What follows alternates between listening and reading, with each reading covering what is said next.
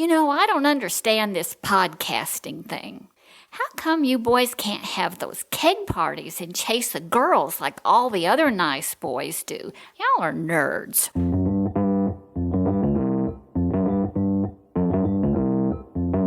Live from Joe's mom's basement, it's the Stacking Benjamin Show.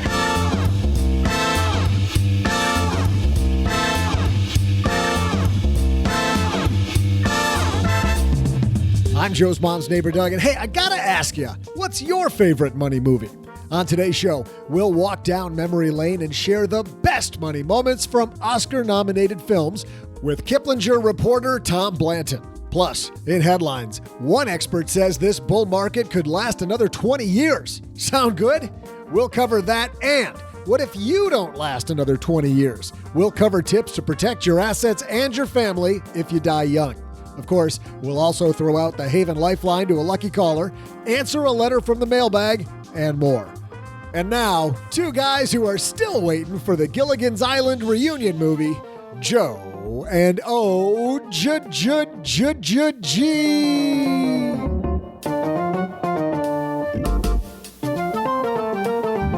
I think we just made a Paula Pant reference there. Did we lose like half our audience with that? You lost half your hosts with it.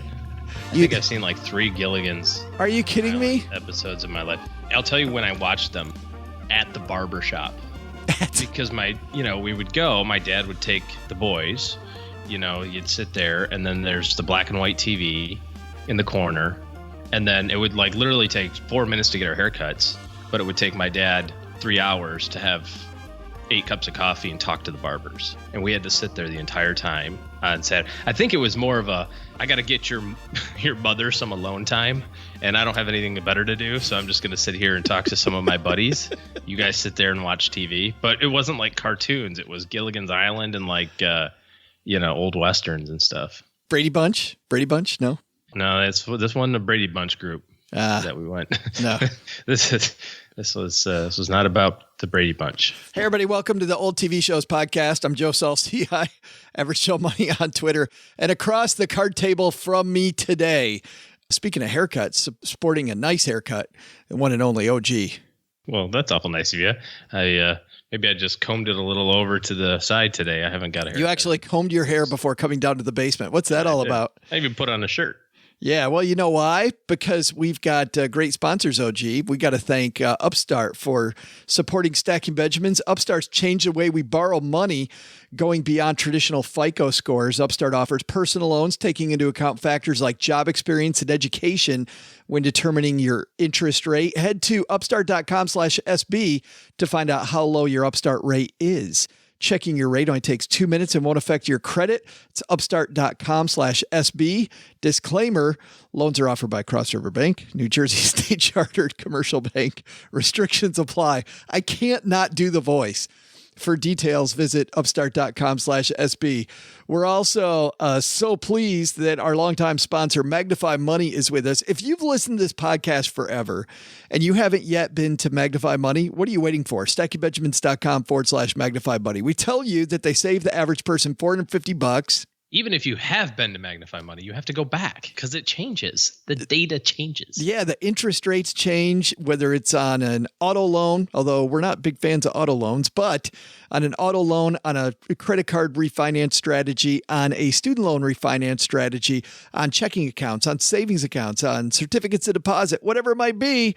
Magnify Money has it. Why shop with one bank when all the banks in the universe are at your fingertips, at least 92% of them anyway? StackingBenjamins.com/Magnify Money.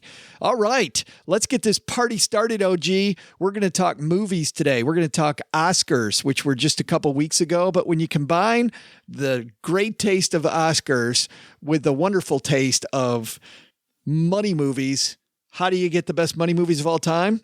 Kiplinger reporter Tom Blanton joining us to talk about that. But first, we got headlines, so let's get this party started. Hello, darlings. And now, it's time for your favorite part of the show, our Stacking Benjamins headlines. Oh, do you think this market bull run's going to last 20 years? I hope so. I hope 20 more years. This is written by Adam Schell from USA Today. Market trends. Bull run could last 20 years, optimists say. So the market's been bouncing around a little bit lately, to put it gently, like we did on Monday. Aging bull, this piece says, no way. 2 Wall Street pros say this bull market, which turns 9 last Friday, is just getting started.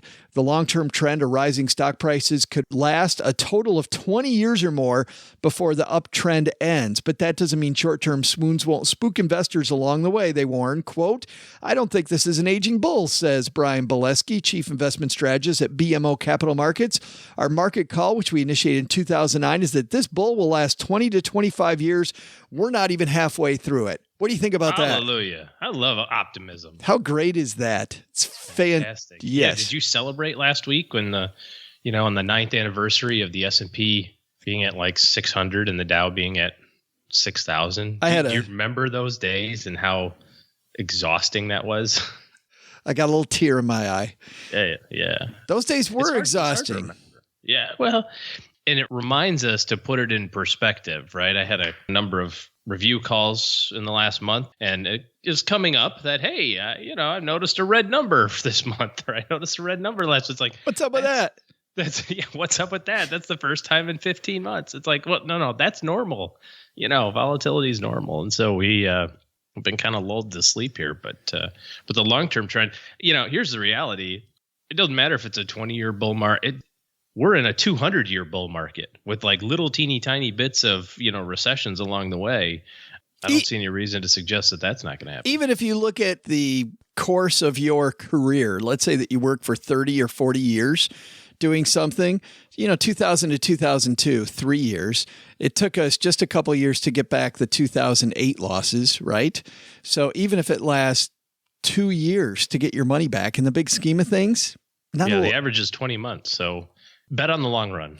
I like this piece of advice from the piece. Tune out the negativity, says Belsky. The expansion in the economy and corporate earnings is just beginning after years of malaise, he says. There's no real signs of euphoria in the broad market like in Bitcoin or marijuana stocks. Cash is still flowing out of, not into, stock funds, he says.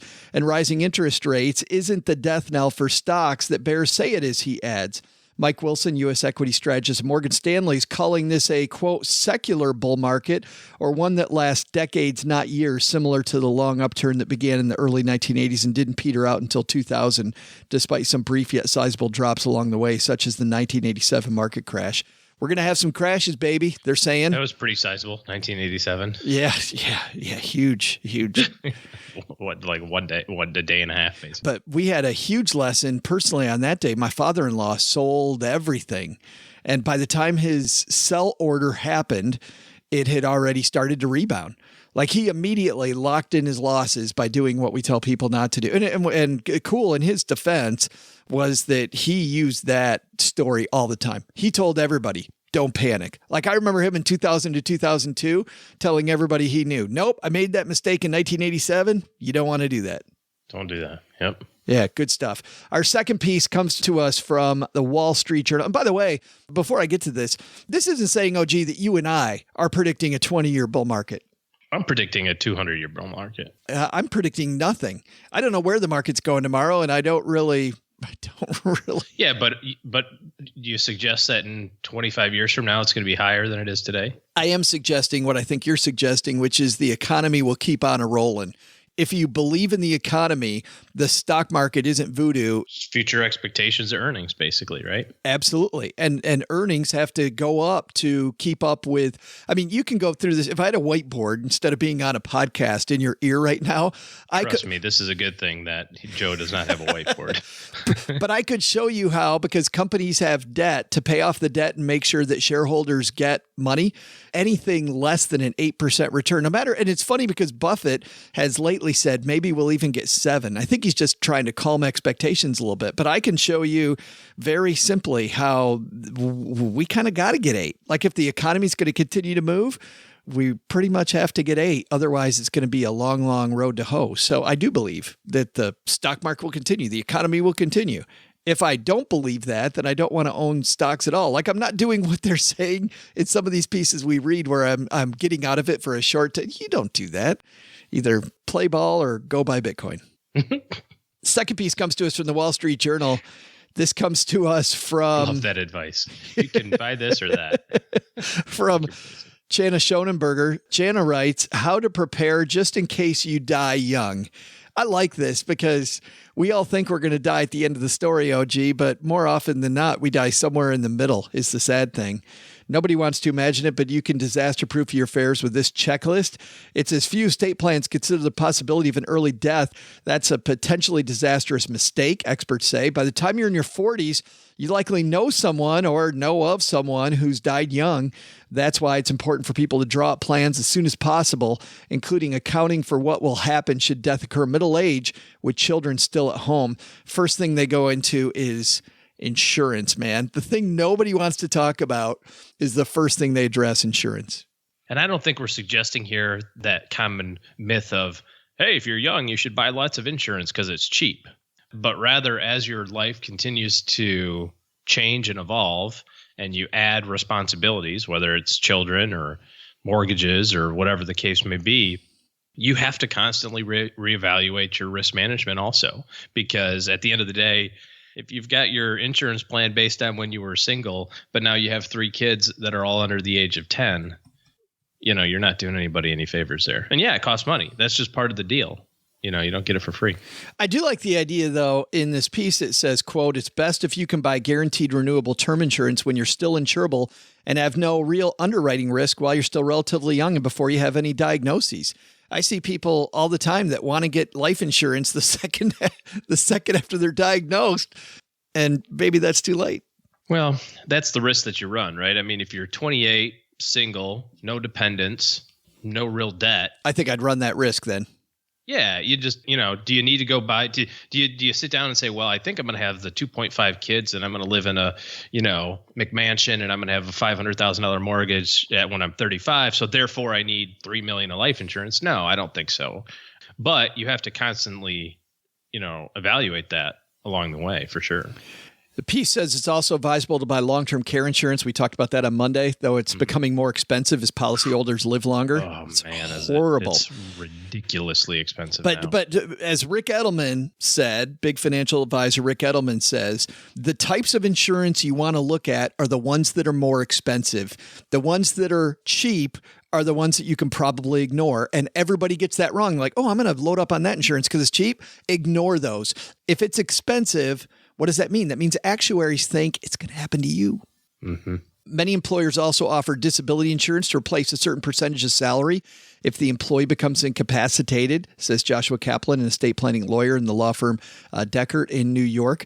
You can get a disability coverage through your workplace, but we also probably, OG, should caution people about that. It might not be what you think it is. This is more important, especially for the up and coming individual. We used it before, the 28-year-old single, no dependents, no debt. You've got such a huge runway of income here that you need to build a fence around that golden goose that's laying that egg. You know what I mean? And you have to understand exactly what your work plan is going to provide. Generally, work plans provide about 60%. Plus or minus, but it's taxable. And so a lot of times people look at that, especially with high income earners, and say, yeah, I make $200,000 a year. If I get 60% of my money, that's $120,000. I'm not going to be penniless. I mean, that's still pretty good money. And the answer is, yeah, it's great money. You're not going to have to worry about food on your table or a roof over your head. But what are you giving up? If you're sick or hurt for the rest of your life and you can't work and you're going to get that $10,000 a month from your work plan, what happens when you turn 65? It ends. And what are you planning on between now and 65? You're planning on saving a boatload of money. And so what you're insuring by adding your own coverage on top of it, which comes in all sorts of different flavors and, all the whiz bang options that you can add to it. It's a whole different show. That's like a show on its own, right? Yeah. Yeah. But what you're adding is you're protecting your ability to save money for the next 30 years.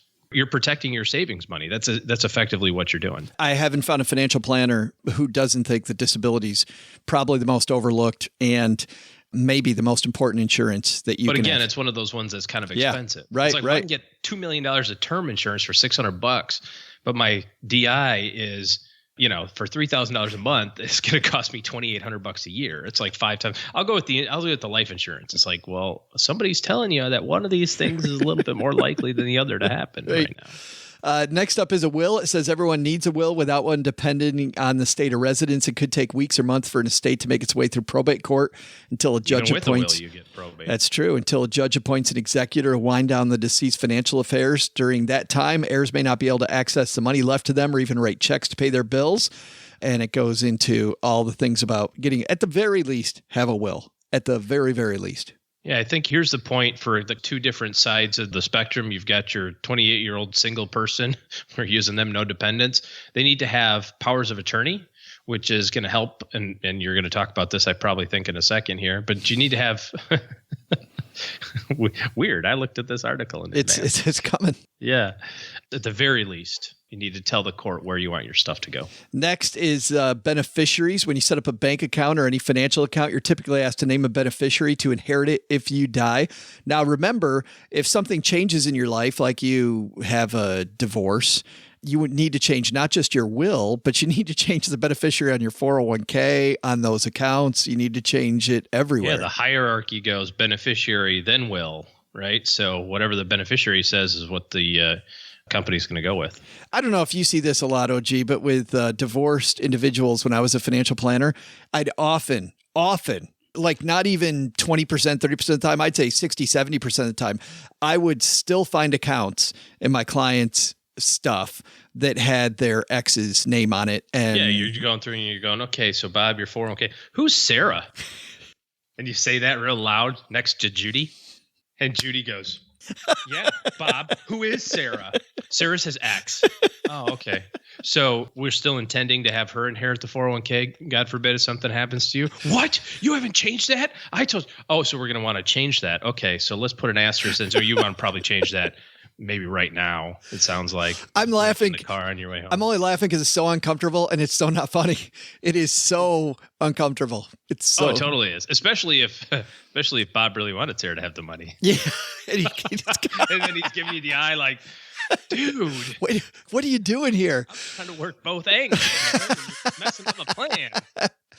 The other thing I think, too, is, again, using our young professional, who do you pick when you don't have a spouse? You pick your mom and dad, right? Or your brother and sister or something like that. And that's the same thing that we see just as often as we see the second marriage type of thing. You go, who's Alice and Dennis Smith? I go, oh, that's my dad and mom. It's like, okay, should we have them listed still on your, okay, you're 52 years old. How old are mom and dad? Oh, well, dad's passed. It's like, okay, this causes a lot of trouble when you try to give somebody who's passed away money, And you're trying to prevent all these things, but it's just about being proactive. Next is powers of attorney and proxies. And these are important. A healthcare proxy appoints a person older than age 18 to act on your behalf when making medical decisions. So if you can't talk to physicians because you're incapacitated, you need somebody that can. And this will be different than with medical and financial decisions. Yeah, and those can be two different people, as an example, and often are. If you've got somebody in the family who maybe works in the medical profession and knows the lingo around a hospital, that may be a good person there. And then somebody else who's in the financial world might be able to take over the financial decisions. And you don't want the person who's going to inherit the money to also be in charge of pulling the plug. That's what we call conflict of interest. They are not a fiduciary in that capacity. So my brother, when we did our estate plan the first time years ago, when we first got married, my wife and I decided that neither of us wanted to be the one in charge of that, right? At that time, right? How do you sit with your spouse and decide, okay. So I nominated my brother, and the attorney that I worked with was really with it. And he sent out a letter to all these people in these roles and said, it didn't say anything. It just said, if something happens, give me a call. You have a role to fill, right? That's all it says in this letter. So my brother calls me and says, hey, I got this weird letter from the attorney. What's that about? I said, we were talking about Mrs. OG and I were talking about it. And, we don't want to be in charge of each other pulling the plug, if you get to that spot. So I nominated you to make that decision. And he said, cool. So when do I get to do that? Right. I'm fine. I'm still pretty healthy. He's like, yeah. So when do I get to do the plug pulling thing? Can I actually pull the plug, or do I have to tell somebody else to do it? Is this Steak Brother? No, it's my other one. Oh, good. Because I was going to say, Steak Brother can't even read the menu. Like, how can you trust him with the whole will thing? Yeah, I can imagine Mr. Smith, OG, only, I told you he has a small rash near his knee. Pull the plug. Pull it. It's like, guys, I'm sitting right here. I'm not hooked up to anything. I'm like, can't you inject him with something to make this pain go away? Right. He's in horrible pain. Look at him. Sir, he's eating popcorn on the sofa. He's not even in the hospital. Stitch. Right. Next is guardianship. This is an important one. Somebody to take care of your children. And by the way, that doesn't have to be the same person who takes care of the money. You can have those be two different. But realize, though, if you have somebody who you love with your children, but they're not good with money, it's a great idea to have somebody else handle the money and maybe dole out the cash. I've seen families do that. But realize if you have that be two different people, they will hate each other. Like they absolutely, because one person's job is to ask for more and the other person's job is to say no. Yep. Well, that's their problem. I'll be dead. And then remember documents, and somebody knows where the documents are. I'll link to this piece, an important piece in the Wall Street Journal. Good reporting here by Jana Schoenberg, and something that people don't want to talk about. I think lesson number one is if you know when you're going to die or be incapacitated, we'll do all this stuff the day before. If you don't know when you're going to die or be incapacitated, probably do it now. And then our second thing, bull run. We don't know how long it's going to go, but if you're betting on the economy, you should stay invested.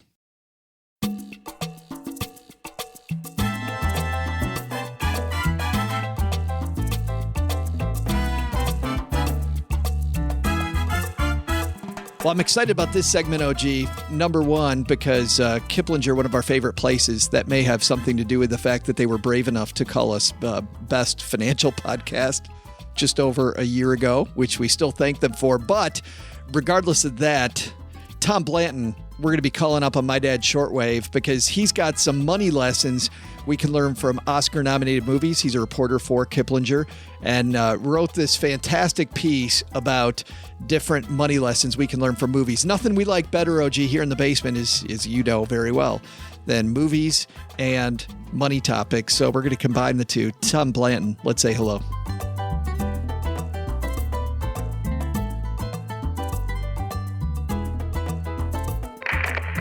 And Tom Blanton coming down the stairs. How are you, man? Have a seat.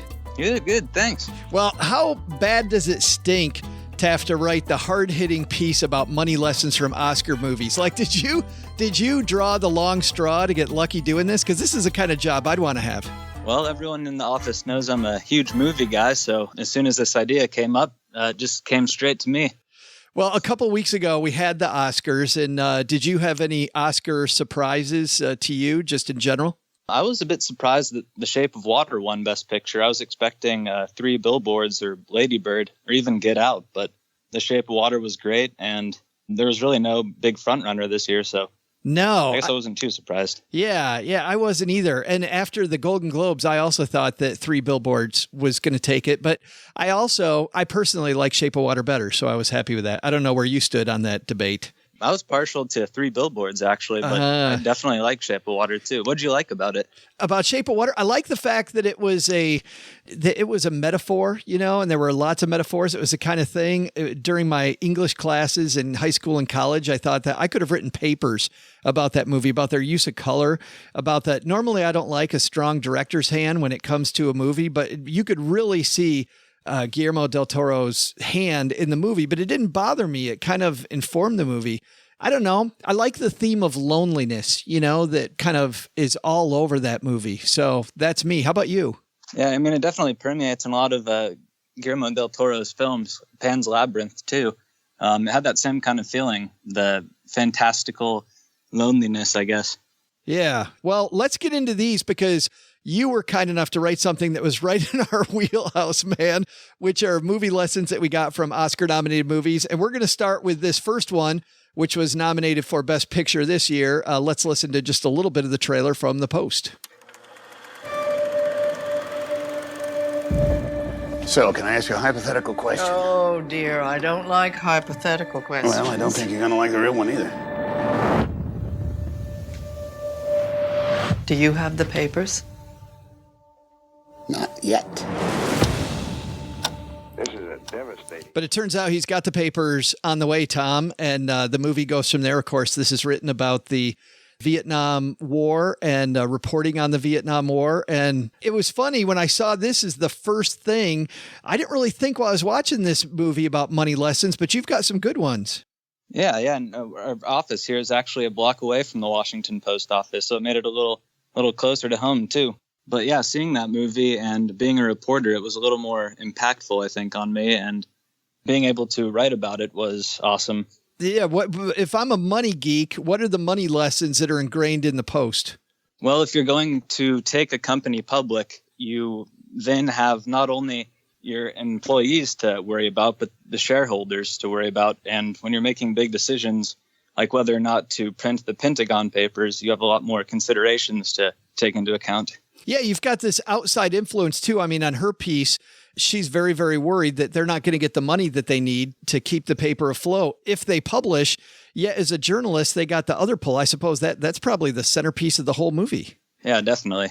The frustrating thing here, I think, for investors, though, if I'm an investor in a company, I kind of want the company to do what I personally want it to do. But I guess, I don't know. I got to understand that the company's not going to always act the way I want. Like, what's my takeaway if I'm an individual stock investor, Tom? The takeaway is to trust the process. And if you're an investor who's also a journalist, you're probably going to side with the Washington Post management team in that situation. Also, next on the list is one from this year's.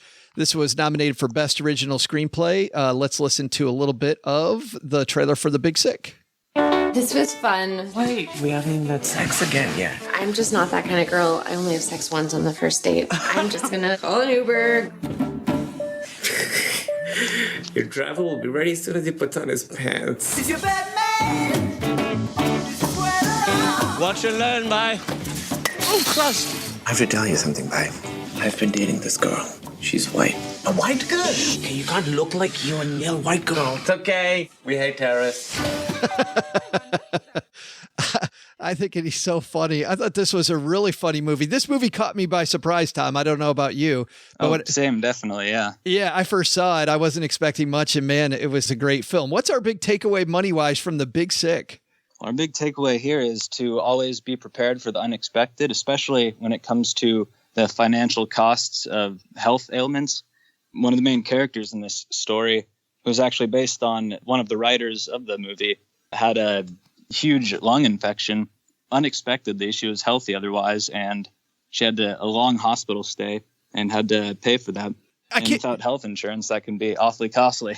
Well, and especially today when we have so many issues with healthcare and healthcare is so expensive, you see people try to cut corners, and that's a disaster waiting to happen. Oh, yeah, definitely. Yeah. That was another thing that I wondered on this, too. There's a point where he has to sign a legal document, right? That's going to save her life, but he's clearly not the person that they think he is signing that legal document. What'd you think about that? Yeah, it was. It was a bold move, but he had to make it. And in that situation, I wasn't sure if that was legal, but I mean, in his shoes, I would have done the same thing. I totally would have done the same thing, even though it broke the law. Yeah, I love that movie. If you haven't seen The Big Sick yet, you really can do yourself a favor. And I think The Big Sick is out now it's either on Amazon Prime or on Netflix. I just saw it on one of the two for a second time. I believe Amazon Prime, yeah. Awesome.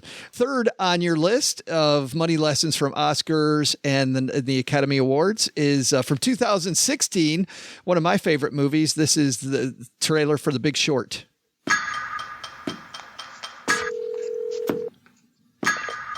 Michael, how are you? I found something really interesting. The whole housing market is propped up on these bad loans. They will fail. The housing market is rock solid. It's a time bomb. So Mike Burry, who gets his hair cut at Supercuts and doesn't wear shoes, knows more than Alan Greenspan. Dr. Mike Burry, yes, he does. And it turns out that Mike Berry does know more, Tom.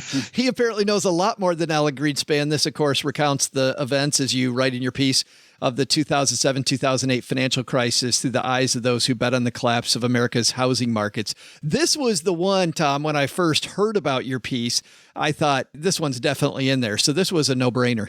Yeah, there's no way we weren't going to include this one. Especially since it happened in our lifetimes. Yeah, absolutely. Where were you at this time in your life? I was in high school, actually. Okay. Did you see life falling around, people losing their jobs, maybe family members, or have people around you losing their houses, parents, friends, maybe? Definitely. Yeah. Yeah, I have very strong memories of that time. Though I don't think I understood the full impact of it back then. I don't think any of us did. I remember just even when I sat, I just thought, man, this is bad. But I never, looking back, it was far worse than I thought it was at the time. What's our takeaway from The Big Short? I guess there's probably 50, but I think you've probably got a big one.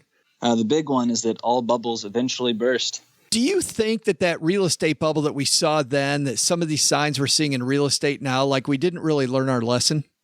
I'm not informed enough to comment on that. All right. It just seems like we see headlines now, Tom, that you look at some of these hot housing markets around the United States that maybe we're headed back the same way. But I really hope not. Yeah, I hope not either. Michael Lewis in general is fantastic, and we may see him again later on here. Your next one on your list, this was one from 2014. Let's play a little bit of this one, which stars Leonardo DiCaprio and is called The Wolf of Wall Street. Excuse me. Yeah. Is that your car on the lot? Yeah. It's a Jag? Yeah. How much money you make? I don't know, $72,000 last month. You show me a pay stub for $72,000 on it, I quit my job right now and I work for you. Hey, listen, I quit. Yeah, I'm going into stocks. My name is Jordan Belfort. At the tender age of 22, I headed to the only place that befit my high-minded ambitions. Name of the game, move the money from your client's pocket into your pocket. But if you can make your client's money at the same time, it's advantageous to everyone, correct? No. That was a fun movie. Turns out, Tom, the client doesn't really matter. Nope. Not according to Jordan Belfort. This is a scary story, too. And also, a lot of people are horrified to maybe they don't know that this really happened. Yeah. Just a few years before that, too, you had Ivan Boesky and Michael Milken. And so, yeah, you have to be careful when there are people out there after your money because there are some smooth talkers. Yeah, and I love your takeaway, which is along that line, which is hot stock tips from somebody you don't know. Might not be so hot, Tom. Yeah. Have you ever received a good hot stock tip from somebody you didn't know? No, actually.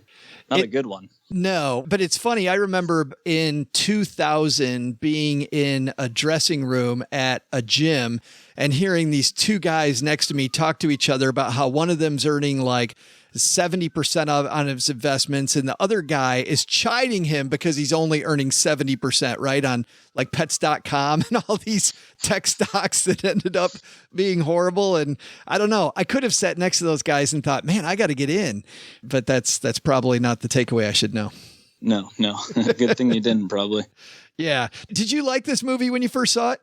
Oh, yeah, I loved it. I was in college at the time, and it was perfect for a college kid. Well, what's perfect about it? Because you're seeing, was it the fast lifestyle? Was it the fun that they were having? Or was it the cautionary it was just tale? a fun movie. Yeah. Have we covered which one of these is probably your favorite of them yet, or have we not gotten there? Oh, no, we haven't. All right. Well, let's keep moving on then. We're going to go back in time a couple years earlier to another Michael Lewis book adapted for film. And this is one of my favorites here because I'm a baseball guy. This one's called Moneyball. There are rich teams and there are poor teams. Then there's 50 feet of crap. And then there's us. That's $1, man. What? Welcome to Oakland. I need more money. We're not New York. Find players with the money that we do have. I like Perez. Got an ugly girlfriend. Ugly girlfriend means no confidence. You guys are talking the same old nonsense like we're looking for Fabio. We got to think differently. Who's Fabio? Your goal shouldn't be to buy players. Your goal should be to buy wins. And in order to buy wins, you need to buy runs. Who are you? I'm Peter Brand. First job in baseball? It's my first job anywhere. We're going to shake things up. Not like going off to work for Kiplinger, but it's pretty good when you get to go work for the Oakland A's. This is the story of the Oakland A's and of a general manager named Billy Beane. You an Oakland A's fan? To an extent, after seeing this movie. I know, me too, right? Beforehand, I knew a little bit about it, but I didn't know just how much he had to dig in. What's our takeaway from Moneyball that people can learn from, Tom? Our takeaway is that value investing can be a winning formula for your portfolio, just like it was for the Oakland A's under Billy Beane. He found those bargain players for cheap and created a winning team out of them. Well, and what's funny about value investing versus being a growth investor is it's generally a less bumpy ride. Yeah. While we're talking baseball, just briefly, your team? The Padres. I feel bad for you, man. Oh, yeah. But this is the year, Tom. This is the year. Or next year. Always next year. Always. That's right. That's what's the best about baseball, isn't it? It's always time for next year. But what's also interesting, I think in this movie in particular, Tom, there's this issue, and we see it back to back. You're talking about Jordan Belfort a couple minutes ago and that excess and how fun that is to see that movie versus a movie like Moneyball, where every dollar matters. I mean, this idea of frugality in your life, right? And betting on just those things that are important is a really good money takeaway also. Yeah, definitely. I hadn't thought about that comparing the two, but when you got to make your dollars count. Yeah, I mean, don't get me wrong. I'd rather have Jordan Belfort's car than Billy Beane's car, but that's a place to go. All right, let's move on to our next candidate here. We're going back now to 2011. This is an Aaron Sorkin written movie called The Social Network. I need to do something substantial in order to get the attention of the clubs. Why? Because they're exclusive and fun, and they lead to a better life. People want to go on the internet and check out their friends, so why not build a website that offers that friends, pictures, profiles? I'm talking about taking the entire social experience of college and putting it online. The site got 2,200 hits within 2 hours. 22,000. This idea is potentially worth millions of dollars. Millions? You stole our website. They're saying we stole the Facebook. I know what it says. So did we? $1 million isn't cool. You know what's cool? $1 billion. You're going to get left. The Winklevoss twins aren't happy, but Justin Timberlake is in his role in this movie. I don't think Justin himself was involved at all. So is the theme here, the takeaway, Tom, steal the Winklevoss's idea and you'll become a billionaire? Quite the opposite, actually. It's don't share your ideas. You should act on them. You saw what happened to the Winklevoss twins in this movie when they sought Zuckerberg's help building their website. He may or may not have taken their idea and made a website of his own that went on to become Facebook. It's funny because had they acted on it first instead of sharing it with somebody who, and you can actually make a case for Mark Zuckerberg that he had a very close idea of his own, right? Already kind of going in. But, hiring somebody else to do it who's that brilliant and then having him merge the idea where they sat, not a great thing. Do you think, though, that when it comes to something like an idea that's a technology idea like this, that's something we can parlay into any different area, or is the technology world a little bit different? I'd say the technology world's a little bit different. From what I've read, property theft is rampant in Silicon Valley. So I'd say it's probably a little different there, but I mean, it's also still a good idea to keep your good ideas close to your chest until you bring them to life. I remember there's a great restaurant in Chicago called Alinea, I think it's called. I think it's how you pronounce it. And the chef there was working for the gentleman at the French Laundry. He was talking about how when he was at the French Laundry, he had this great idea. And the chef at the French Laundry looked at him and said, "You sure you want to spend your best idea here? You don't want to wait until you have your own restaurant." And he said then he was kind of young and stupid and said, "Oh yeah, I'll plenty of great ideas." And then he was telling this in this documentary I was watching. He kept saying, I get it now. Like, I'm older now. And I totally get what you're saying here, Tom, that you shouldn't share the ideas. You should go make them happen. Yeah, good stuff. Next film in our list is this one, I think, Tom, was the one you surprised me with the most. And this one comes to us from a little studio called Pixar. Good afternoon. Are you in need of any assistance today, sir? No. I could help you cross the street. No. I could help you cross your yard. No. I could help you cross your... No. Ow. That, of course, is from 2010. That's the movie Up. And man, Tom, you had some fun here because you surprised the hell out of me with this one. This is actually my favorite movie on the list.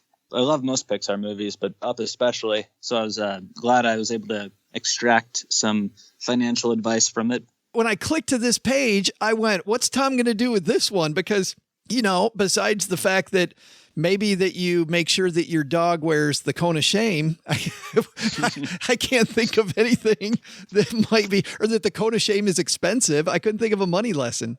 Well, I was able to figure one out, it being that you should never abandon prime downtown real estate, which the protagonist of the story does when he floats away in his house with help from thousands of balloons. That's so awesome. And of course, real estate's something they're not making more of. So it's funny. Real estate is something also, though, that people think that it's difficult, but I think real estate's not as difficult as some people make it. Well, once you have the real estate, you just have to hold on to it. Yeah, good point. But the holding cost on real estate, a lot more than on stocks. Does that bother you? No, not necessarily. I still think it's a good investment. Yeah, over time, keeps up with inflation, beats the heck out of inflation. Interesting. I love that you got something up. I just love that we get to go through these movies. Number 9 is one I just watched from 2008. A script, by the way, that a lot of writers call one of the best scripts of all time. The script didn't win the Academy Award, but this was nominated for an Academy Award. This is nominated for Best Picture. It's Michael Clayton. Michael, thank God. Look, I got a situation. Arthur Edens just stripped down naked in a deposition room in Milwaukee. You are the senior litigating partner of one of the largest, most respected law firms in the world. You are a legend. I'm an accomplice! You're a manic depressive. I am Shiva, the god of death. I'm Michael Clayton. You're late. This is a $3 billion class action lawsuit. The architect of our defense has been arrested for running naked through a parking lot. He's building a case against you, North. Nobody's gonna let him do that. Let him? Who the hell's gonna stop him? I spent 12% of my life defending the reputation of a deadly weed killer. Arthur. No, wait! They killed Michael. You North needs to know he's under control. They've been shook up. They need to be reassured. What are you telling me? That I'm counting on you? This is quite a movie, Tom, about business and intrigue. Oh, definitely, yeah. Listening to that trailer makes me want to watch it again. I know, right? Yeah, it's pretty fast paced, and it's funny. Is it bad when your CEO's running around naked in parking lots? Most definitely. So tell me a little bit, for people that don't know about Michael Clayton, because we just heard little bits. We heard Tilda Swinton, we heard George Clooney, but people don't know what this movie's about. What is it really about? Well, Michael Clayton is a fixer for a New York City law firm. He makes a lot of money from the job, but not enough to cover an outstanding debt on a restaurant investment that he entered into with his drug-abusing brother. So the takeaway from that story, or from that subplot of the movie, is be careful who you go into business with, especially your family. Man, and we've heard bad story after bad story about that, haven't we? Oh, yeah. Just especially when it comes to working with family members. I see that all the time. We get letters to the show about that, and it's so painful. Any stories that you've had to do on that recently? Not personally, no, but I know I see them a lot in the news as well. What have some of the letters that you've received said? Well, it just said that, I'm thinking about going into work or business with my brother, or I went into business with my sister, and now we're not working out, and I got to find a way out, but we don't have the right paperwork written up, right? Or that we were 50-50 owners, and now I can't buy her out, or I can't buy him out, or the business is failing because I'm doing all the work and the other person isn't. I mean, that's tough. Yeah, name it, right? I mean, it's a ton of different things. We've got one more on here, and this is a movie that was on my list of favorite movies for a long time. I have one question before we, well, you know what? Let's listen to the trailer first, then I'll ask you the question. This comes to us from 1986. It was Best Picture. This is Out of Africa. It's an odd feeling. Farewell. Men go off to be tested. For courage, and if we are tested at all, it's for patience, for doing without, but I'd always known that. Is life really so damn simple for you? Perhaps I ask less of it than you do. I don't believe that at all. Next time you change your mind, you do it with your money. They bought you a title, Baronessa. They didn't buy me. So Out of Africa stars Meryl Streep and Robert Redford. This is also a story where they head down to British East Africa and start up a plantation there. And Tom, things don't go the way that they'd hoped. Nope, not at all. Fire destroys the coffee plantation they start, and they're left with nothing, or at least they're put in dire financial straits. So the takeaway here is make sure you have enough homeowners insurance to cover catastrophic events. I have to tell you, when I saw that takeaway, I laughed. And I didn't laugh because it was funny, because I laughed, of course. I mean, if you're standing there and everything is burning down, my first call is to my insurance agent. Oh, yeah. How did this movie make the list? You've got all of these movies nestled, in a 20-year period, and then you jump all the way back to 1986. Why Out of Africa? That was actually one of my editor's suggestions. I've seen Out of Africa, but I didn't think about it. It's been years since I've seen it, so it didn't even run through my mind when I was trying to think of movies. Nice job. I'm glad my editor pitched it. Yeah, nice job by Out of Africa. Now, OG here, my co-host, thought of a couple that he thought should have been on this list. And I'm going to ask you about these. What about Brewster's Millions? I don't think I've seen them. Brewster's Millions, where he has to spend a bunch of money to get an even bigger inheritance, but he can't tell everybody that he's doing it. And then the other one, Trading Places. Oh, yeah. What would be the lesson there? Don't try to corner the commodities market while you're taking advantage of a bunch of other people. I don't know. I guess that's why you get paid the big bucks at Kiplinger and I don't. So yeah, good stuff here. So your favorite on this whole list was Up? Oh yeah, definitely. I'm a sucker for Pixar. I know, me too, right?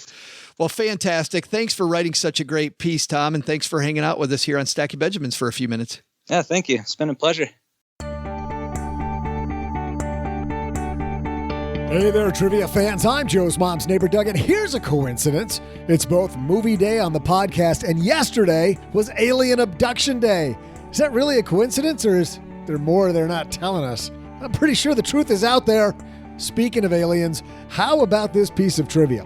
E.T. riding in the basket of Elliot's bicycle flying in front of the moon is the trademark image for what Hollywood production company? I'll be back with the answer in my own personal alien abduction story in just a moment. Oh yeah, it happened.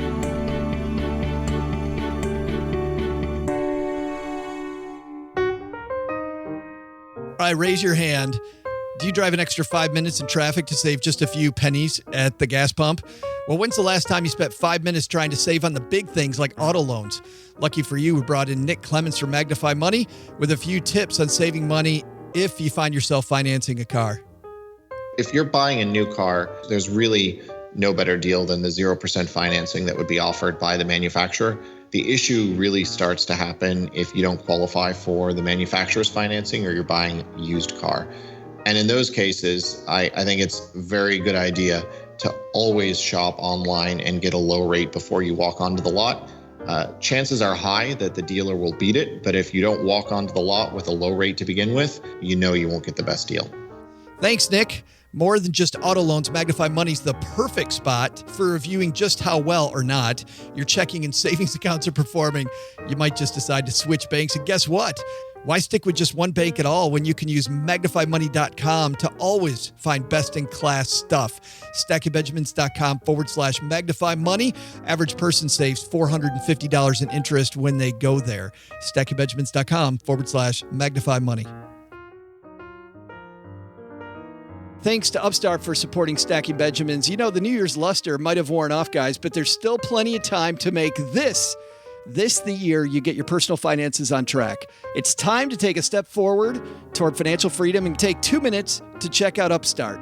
Quick and easy, Upstart's rate check is free. Checking has no effect on your credit score, and you can receive your money as soon as the very next business day upon approval.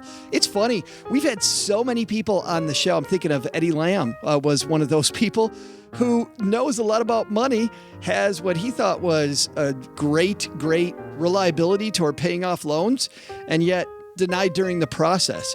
Just so frustrating when that happens. Perhaps you were denied for a loan from a bank, or you were approved but your rate is astronomical. Say goodbye to the traditional loan process and hello to our sponsor, Upstart. Simply put, they've reimagined the personal lending industry. They know you're a ton more than just a FICO score. And that's why they take into account factors that banks and credit unions just don't when determining your credit worthiness, rewarding you for things like job history and education in the form of a smarter interest rate. So go online, take 2 minutes to find out your Upstart rate. 2 minutes. As I mentioned earlier, checking is free and won't affect your credit. Plus, once you're approved, your loan will be funded the very next business day. So you need to pay off credit cards, pay off student loans, you name it. And a personal loan from Upstart can help. Hurry to upstart.com/SB to find out how low your Upstart rate is. That's upstart.com/SB. Disclaimer, loans are offered by Cross River Bank, a New Jersey state chartered commercial bank. Restrictions apply. For details, visit upstart.com/SB.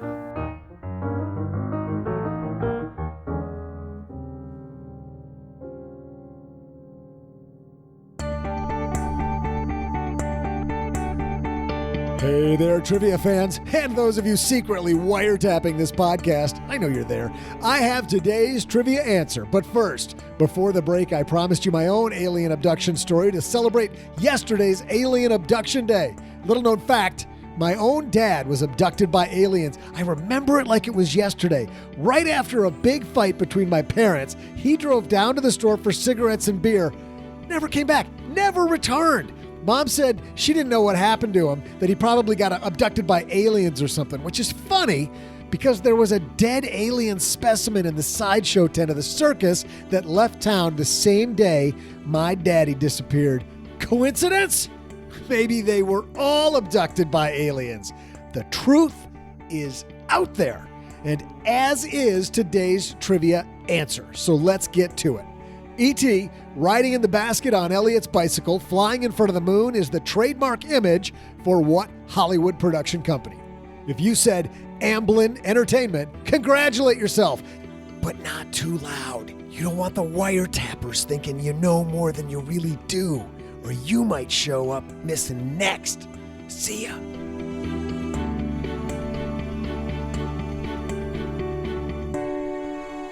Big thanks to Tom Blanton for stopping by. Man, how many of those have you seen? Oh, probably like 60 or 70% of them. Yeah, good stuff. Favorite among those? I'm surprised Brewster's Millions didn't make his list. Right. Spend a lot so that you get the big payday. That's what you keep telling Mrs. OG, isn't it? If we spend everything. Millions. The lesson is hate spending money. Yeah. Right? I mean, you've got to recognize how miserable it is to be able to spend it in order to be able to save a whole bunch of it. Also, it's just a funny movie. Like when he has to get an iceberg, he tow it to Africa, and it melts along the way. It is. It's so great. Favorite among those? I just watched The Big Short again. Yeah, I think Moneyball might be mine. Moneyball's a great movie. And it's funny, they're both by the same people. Both those Michael Lewis, right? Michael Lewis books, stuff. Yeah. A lot of good ones. And on another note, that E.T. image from Doug's Trivia, you see that 100 times. I mean, you see it a bajillion times. See it all the time. Amblin. When was the last time you watched E.T.? Forever ago. Another good piece of E.T. trivia, the woman that they hired to do the voice of E.T.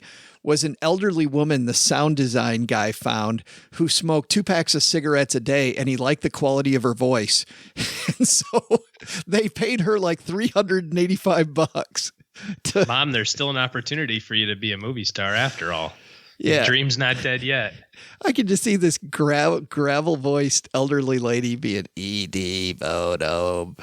It's so good. Hey, let's throw out the Haven Lifeline, OG, and tackle some of life's, or rather life insurance's most important questions. Our friends over at Haven Life Insurance Agency, they've been disrupting the life insurance industry by focusing on what you value most. Money movies and 20-year bull markets. That's why they created the simple way to buy affordable and dependable term life insurance online, because it really is your family and your time, by the way.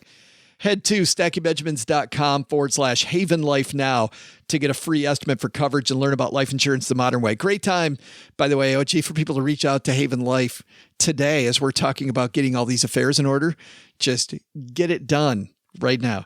StackingBenjamins.com/Haven Life. Today, we're throwing out the Haven Lifeline to our new friend, Nick.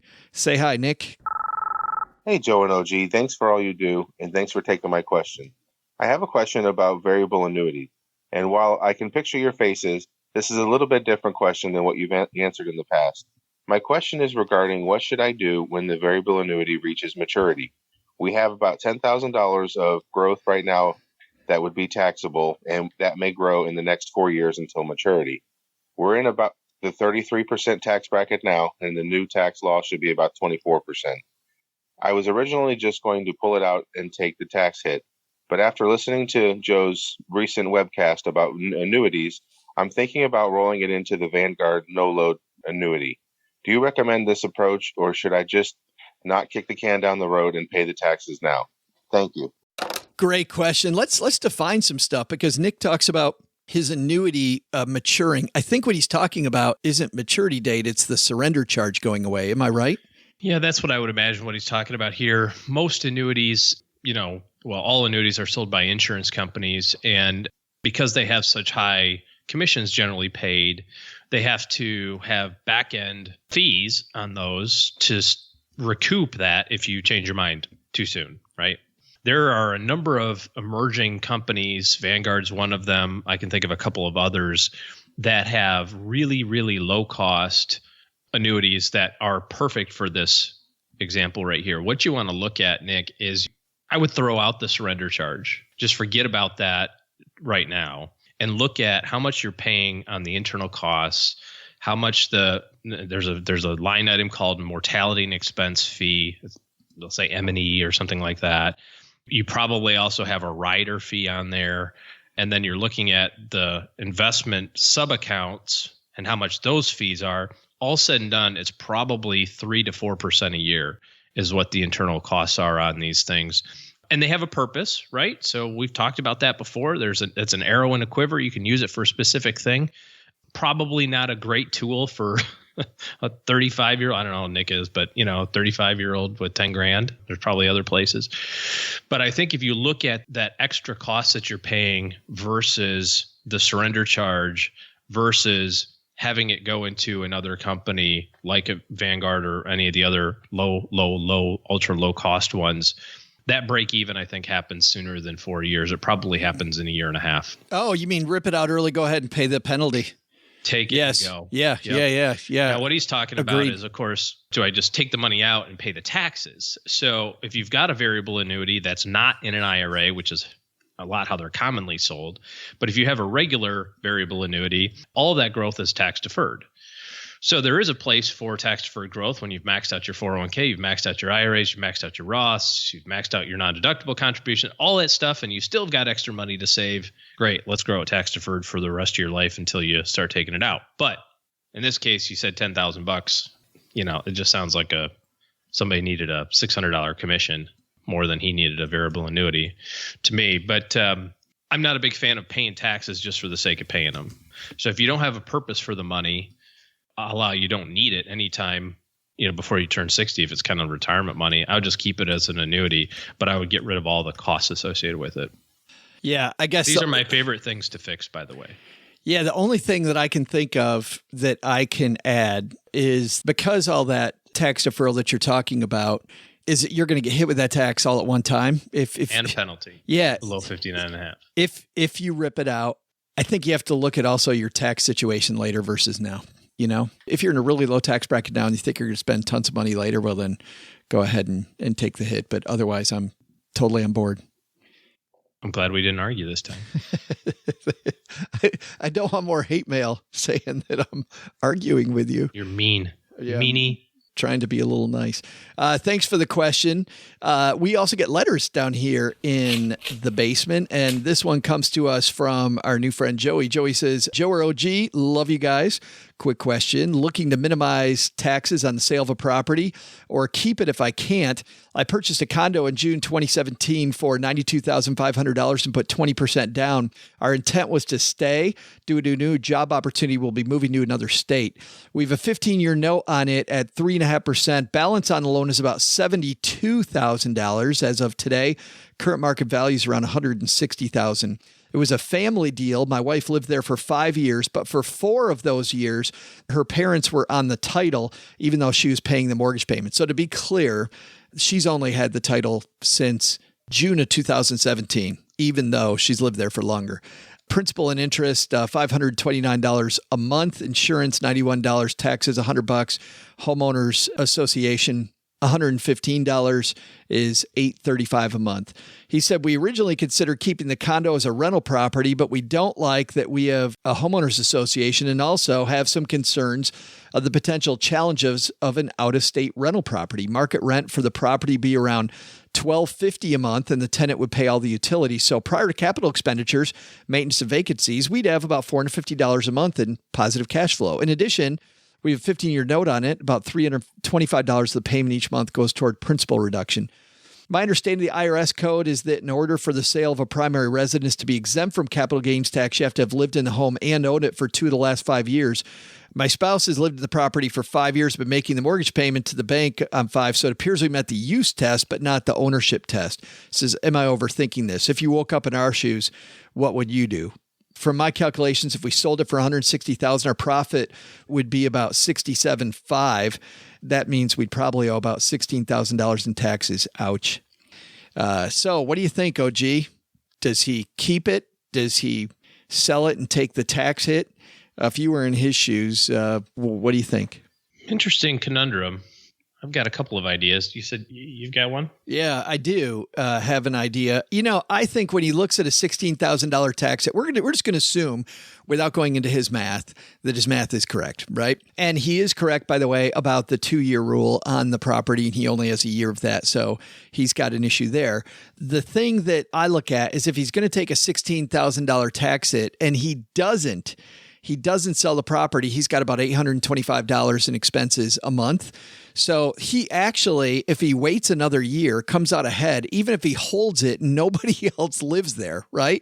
If he just lives there for another year, by avoiding the tax on the gain, he ends up ahead by not doing it. So I would say for at least a year, try to find a renter and then sell it after that time. Of course, renters can be tough on properties and you can end up with some, we've heard some horror stories, so he's going to have to watch out for that. But my feeling would be, depending on what his goal really is, keeping the property might be his best scenario on coming out ahead in this deal. I think you got to explore talking to a CPA about this, and I'd get a couple of different opinions on it, or a tax attorney. There are some exclusions to that kind of 2-year ownership and use rule. And one of those exclusions is if you've moved for work, right? And you took a job and that sort of thing. And you might not be able to exclude all of it, but you might be able to exclude a portion of it, depending. So I'd get a couple of opinions about that as well. I think you can kind of get out of this. It's funny. I just realized he wrote that, by the way, in a follow-up. He's like, hey, I just found this thing about moving out of state. Does that help? And I think, this is exactly, the best advice is go find a tax pro there. But it still then depends on his, he looks at that. I look at that positive cash flow though, OG. And if the rent's that high and he could clear another $400, that may pay for a manager who's local, or depending on who he finds, he might be able to manage it from afar. I don't know what he does, but this may be a good opportunity for him to have an investment outside of. Yep. It's a great foray into it for sure, into the rental space. Keep in mind, now, if you've got the mortgage there, it might be a little more difficult to qualify for a mortgage elsewhere, right? The bank may look at it and say, good point. We're not going to count this rental income as income yet until you've got a couple of years under your belt, so to speak. So a lot of things to look at, but I think either way, you're okay, right? You can probably get out of most of the tax, if not all of it, talking to a CPA. And even if you can't, then turn it into a rental. Thanks for the questions to both Joey here and to Nick. By the way, of the two, Nick gets the shirt. You know why Nick gets a T-shirt? Is because he called the Haven Lifeline. Because he kept his question to 90 seconds. That's right. Because we could answer Nick's not 400 words. We could answer Nick's question way easier, right? And it didn't go into IRS tax code as much. So thank you very much. It's funny when the annuity question wins the day. That's the Love me some annuities. That's the oxymoron there. Thanks also to everybody who's left us a review of this here podcast. Hey, congratulations to all of us, because guess what, OG? Looking at Apple Podcasts right now, we're at exactly 500. We're at 500 reviews. So thank you for all 500 of you that took the time. Big bonus to the next 500 people to get us to 1,000. It was fantastic. And a lot of these going on Mom's Fridge, but let's start off with this one. 5 stars from TP, Not Toilet Paper. What a podcast. This is my favorite financial podcast, although people say otherwise. I've learned a ton. Apparently, the quote, Sizzler is a good place to pick up women. If you run into a bear and it's black, fight back. If it's brown, lay down. And if it's white, good night. There's even an episode about not busting your nuts before retirement. Joe and OG are a plethora of knowledge. It's an awesome, boy, he goes back through like the worst of analogies where we talk about polar bears, black bears versus brown bears. We have a wealth of non-financial related knowledge in this year's show, man. I'm staying away from this conversation. Were you in on the, you weren't in on the discussion, that round table with Paula when they were talking about not busting your nuts before retirement? That one got a little awkward. I wouldn't have participated in that conversation. Probably. We shouldn't be participating in that conversation now. But that is going on Mom's Fridge, maybe only for a day, because I don't know if she wants the Bridge Club to dive into that one too much. Thanks to everybody who's listened, who's referred us to a friend. It's been a fantastic run. Hey, if you need good financial help in your corner also, OG's taking clients, and to find out what it takes to get him in your corner, head to stackingbenjamins.com/OG. Needed to mention that. We'll also mention that on Friday, we got a fantastic show. We are going back to our crazy game show ways. And on Friday's show, do you have what it takes to be a millionaire? And we're pairing 3 of our listeners with our roundtable participants.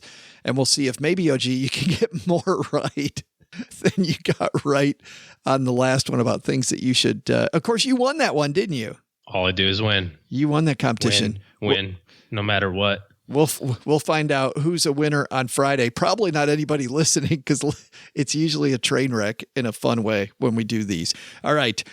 Doug, take it from here, man. What should we have learned today? So what did we learn today? First, looking for some good entertainment for this upcoming weekend? Try out one of the movies on our Kiplinger's Money movie list. You might have some fun and learn a little about money at the same time. Second, know when you're going to die? Finish your estate plan the day before, because that's the only time you'll need it. But if you don't know when you're going to die, how about finishing it now? But the big lesson? Don't let the government wiretappers know that your dad was abducted by aliens. I can hear him on the line now. Hey, Stewie, out in the van, I'm not going to bring you Jell-O shots like I did last time. I know you're listening in, dude. I'll get to the truth. The truth is out there. Big thanks to writer Tom Blanton from Kiplinger for joining us. You'll find Kiplinger magazine wherever you find books and magazines, or head to kiplinger.com for more. This show was created by Joe Saul-Sehy, produced by Richie Rutter-Reese, and engineered by the amazing Steve Stewart. Kathleen Selmans handles design, newsletter, and classroom opportunities. If you'd like to learn more, head to stackingbenjamins.com/classes. Online, visit us on Twitter at @SBenjaminsCast or on our Facebook page. Shannon Cowan is our community manager and social media guru. I'm Joe's mom's neighbor, Doug, and I'm pretty much the guy in charge of everything around here. Trust me, this well-oiled machine didn't get like this all by itself. SB Podcasts may receive payment on the show from sponsors and guests in the form of books, giveaway items, discounts, or other remuneration. There's no way you would take advice from these dorks, but like Joe's mom always says, don't take advice from people you don't know. This show is for entertainment purposes only, and before making any financial moves, consult with a real financial advisor. Special thanks to Stewie's replacement out in the delivery truck outside my house for the aviator shades. He must have a great gig to sit in a truck all day outside of my house. Not much happening here. Special thanks also to the guys from the cable company who fixed my cable today. cat's customer service. I don't even have cable, but they fixed it. And thanks to the organizing company, one of my special fans sent to me. Although they weren't really that good. They went through all my drawers, really didn't organize anything very well. In fact, actually a little messier than it was when they started. But hey, it's the thought that counts. So thank you from the bottom of my heart. Thank you.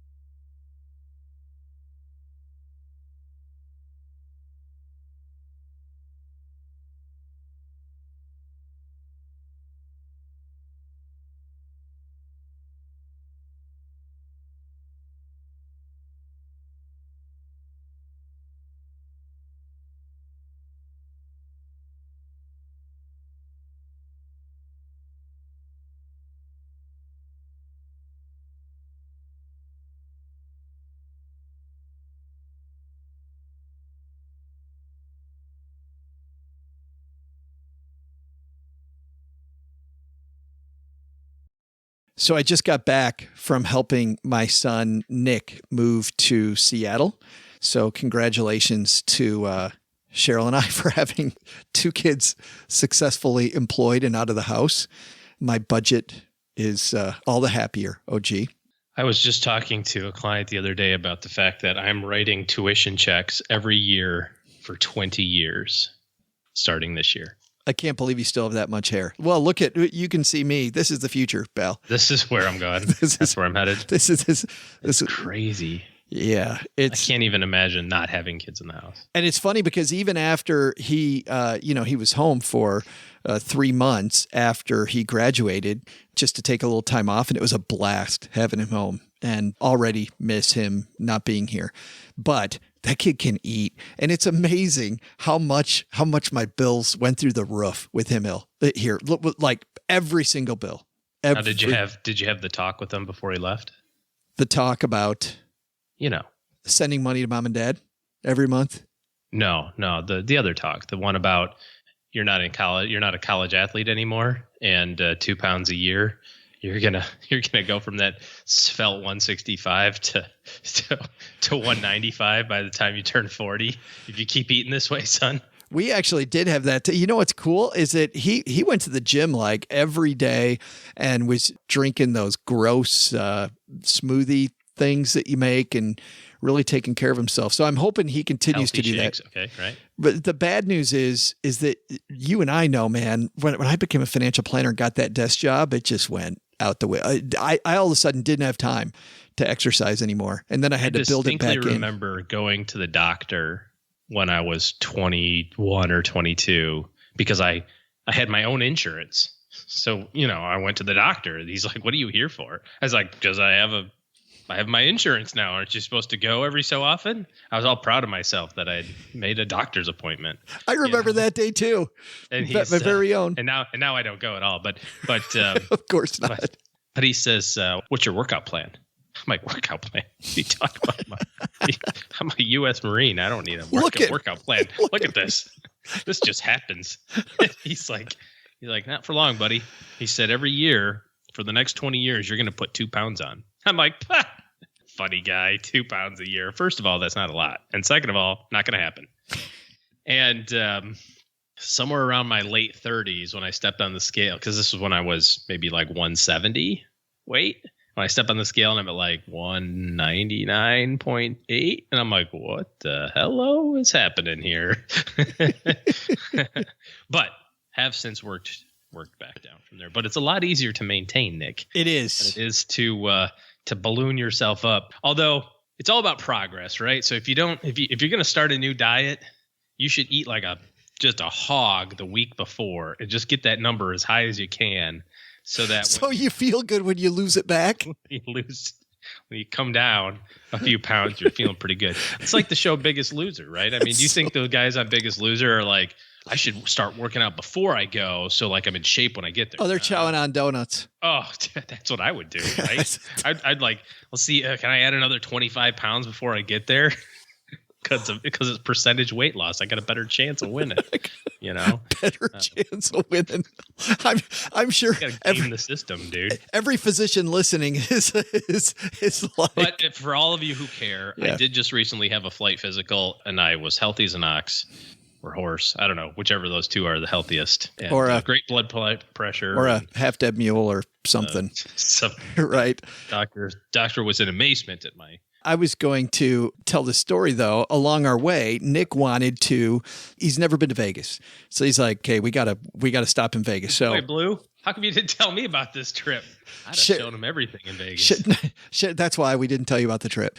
Cheryl had a conference there, so Nick and I drove the car to Vegas and then picked her up and then went the rest of the way, the three of us, to Seattle, road tripping with his car, and then Cheryl and I flew home. But going to Vegas reminded me of, I've never been a huge gambler, but I gamble a little more now than I did before because I used to give financial. You got all sorts of money because your kids are done. Yeah, that's right. Because now I'm rolling in it, and if I can double that exactly. monthly number, now you're thinking that's a big number. And if I don't, it would have gone to tuition anyway. In the past. So yeah, nothing ventured. No, I not at all. But I was never a big gambler, and I had a financial planner have me give financial planning speeches in Vegas, and I was in Detroit at the time, so he would fly me a few times a year to Las Vegas and have him give speeches. And what was funny was when I learned how to give those talks, when I learned how to gamble was him one day. It was his assistant, and he and I were standing in the back of the room after this presentation, and his assistant said, I always wanted to learn how to play craps. And Mark said, oh, I know how to play craps. You really want to learn? He goes, I'd love to teach you. I said, it's funny. I'd like to learn too. That would be great. So we agreed to meet at this place that had at Excalibur, which at the time on the south end of the strip had the least expensive tables for craps. And I didn't know this at the time, being a guy that comes from a family where like betting a quarter on the Super Bowl was like a big deal. He goes, yeah, minimum show up with $200. I'm like, 200? Are you kidding me?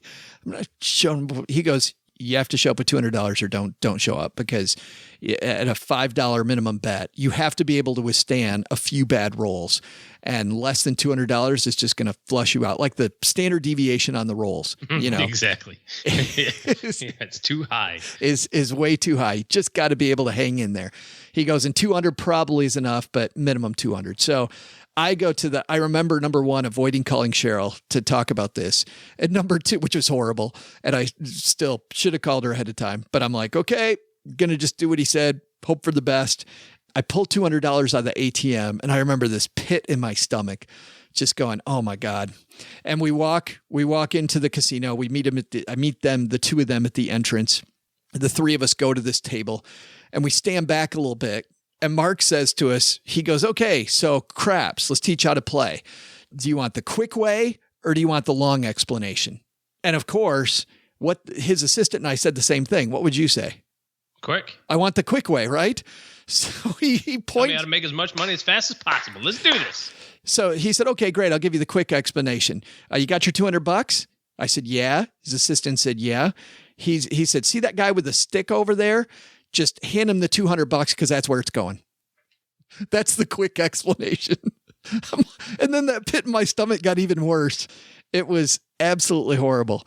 And then he said, okay, I'm going to teach you the longer way, which number one is do as I say, not as I do. He goes, because I make a bunch of dumb bets, and I'll teach you all my dumb bets, but you don't want to do those. Here's what you want to do to not lose your butt and at least make the game go longer.